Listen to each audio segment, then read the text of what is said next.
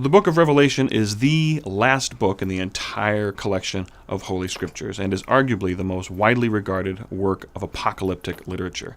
Unfortunately, the typical interpretation of the book of Revelation is one of a literal interpretation in which many people see it as a prediction or a laundry list of what is to happen at the end of the world when Jesus comes again and there's that transition from the earthly realm to the kingdom of heaven. But as we remember in the words of Pope St. John Paul II and the decrees of the Fifth Lateran Council, we are not to use the Scriptures as a means of predicting the end of the world, nor are we to take such predictions coming from Scriptures with any kind of seriousness. So how do we look at the book of Revelation? Well, we have to look at it in terms of our own faith in Jesus Christ and the message it has, not for the future, but for the present.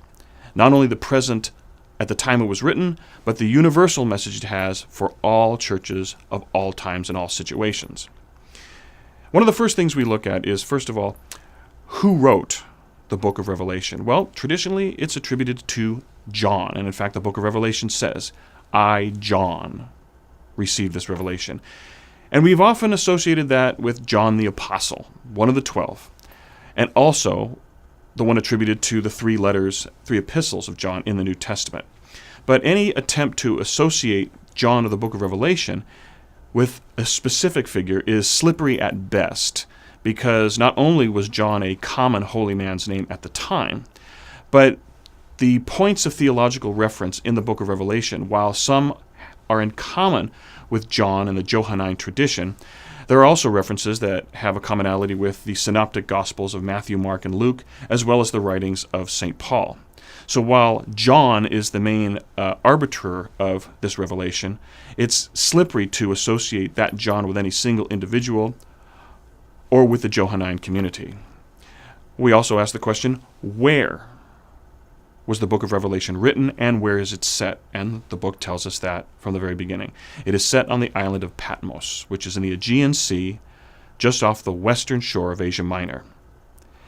It is addressed to 7 churches in that region of Asia Minor, traditionally and commonly called the cradle of New Testament literature. The Gospel of Luke, the writings of John, the journeys of Paul were centered around this area. And even the Blessed Virgin Mary traditionally is said to have retired to Ephesus, which is in this region. So it's called the cradle of New Testament action and literature. But it is set on the island of Patmos, which is off the coast of that region of Asia Minor. When was the book of Revelation written? It was written between 90 and 100 AD, that last decade of the first century of Christianity. And when we look at that particular period in history, we also have to consider what the church had already experienced by that time, the end of the first century. Well, first, Judaism had experienced the destruction of the temple in 70 AD, a direct result of the insurrection of the Jewish people against the rule of the Roman Empire. It was put down by Titus, eventually Emperor Titus, and the result was that the temple in Jerusalem was destroyed.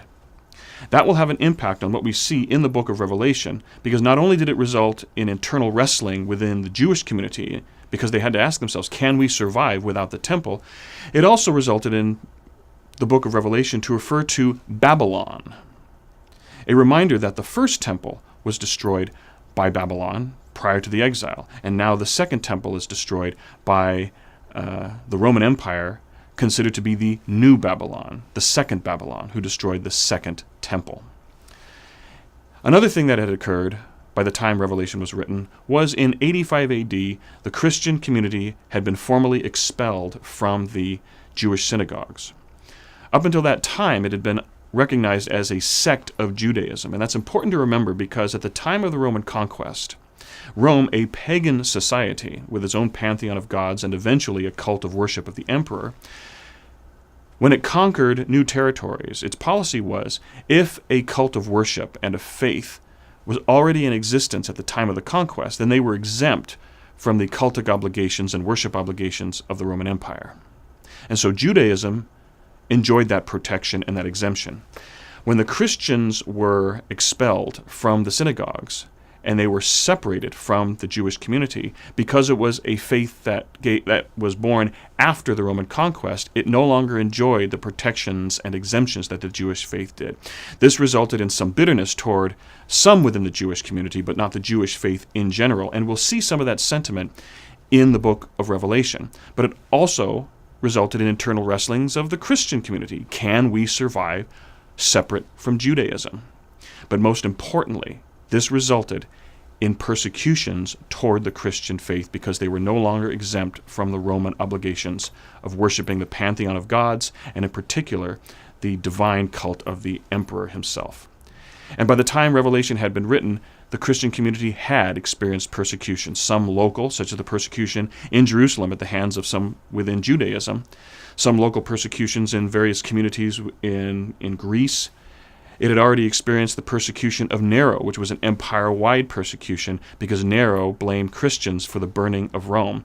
And at the time Revelation was written, the persecution of the Emperor Domitian was underway. And so the book of Revelation makes references symbolically to previous persecutions, but also looks to imminent persecutions, which we know historically occurred before the fall of the Roman Empire, most particularly the persecution of Diocletian. And so what is the book of Revelation? The book of Revelation is an apocalypse. It is a revelation. It's a pulling back of the veil to revealing the greater reality behind the raw experience. And what is the raw experience? The experience right there in front of them, and that is the experience of persecution. Christian persecutions at the hands of the Roman Empire. And so the book of Revelation arose out of conflict to bring encouragement to the people of Israel in light of their faith, to the people of the church in light of their faith in the victory of Christ, despite these persecutions. And as a result, I like to refer to it as the ultimate pep talk to a persecuted community, encouraging the people who hear this prophetic message of the book of Revelation to recognize and remember the ultimate victory of Christ, a victory that nothing can overcome, and therefore, as they endure this persecution, they bear witness to the victory of Christ, who will carry them through to the end. And so, the book of Revelation is a apocalypse, a revelation of what may be God's purpose behind this persecution.